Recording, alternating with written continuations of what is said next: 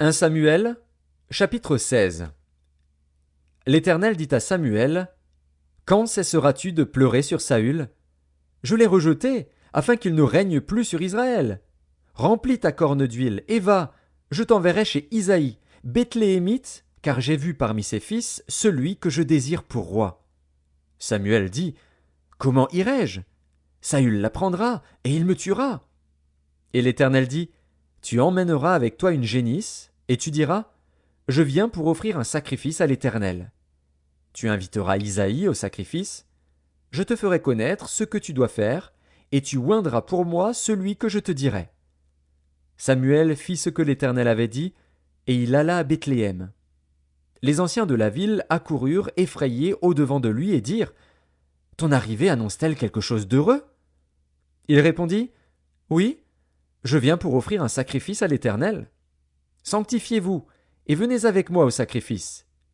Il fit aussi sanctifier Isaïe et ses fils, et il les invita au sacrifice. Lorsqu'ils entrèrent, il se dit, en voyant Éliab: Certainement, loin de l'Éternel est ici devant lui.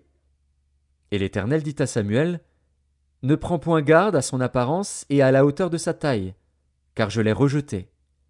L'Éternel ne considère pas ce que l'homme considère. L'homme regarde à ce qui frappe les yeux, mais l'Éternel regarde au cœur. Isaïe appela Abinadab et le fit passer devant Samuel. Et Samuel dit: L'Éternel n'a pas non plus choisi celui-ci. Isaïe fit passer Shamma. Et Samuel dit: L'Éternel n'a pas non plus choisi celui-ci. Isaïe fit passer ses 7 fils devant Samuel, et Samuel dit à Isaïe: L'Éternel n'a choisi aucun d'eux.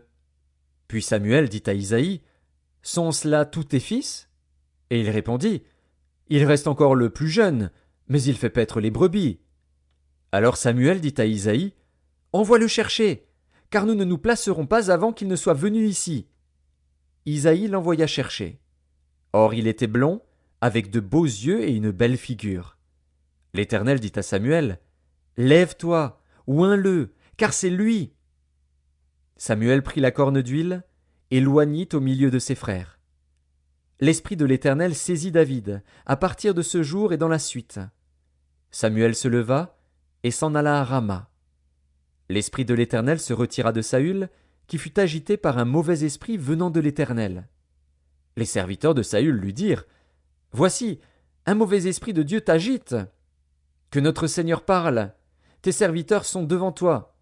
Ils chercheront un homme qui sache jouer de la harpe, et, quand le mauvais esprit de Dieu sera sur toi, il jouera de sa main, et tu seras soulagé.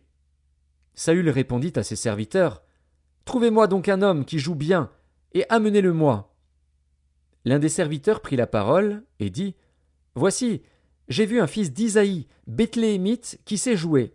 C'est aussi un homme fort et vaillant, un guerrier, parlant bien et d'une belle figure, et l'Éternel est avec lui. Saül envoya des messagers à Isaïe pour lui dire: Envoie-moi David, ton fils, qui est avec les brebis. Isaïe prit un âne, qu'il chargea de pain, d'une outre de vin et d'un chevreau, et il envoya ces choses à Saül par David, son fils. David arriva auprès de Saül et se présenta devant lui. Il plut beaucoup à Saül, et il fut désigné pour porter ses armes. Saül fit dire à Isaïe: Je te prie de laisser David à mon service, car il a trouvé grâce à mes yeux. Et lorsque l'Esprit de Dieu était sur Saül, David prenait la harpe et jouait de sa main. Saül respirait alors plus à l'aise et se trouvait soulagé, et le mauvais esprit se retirait de lui.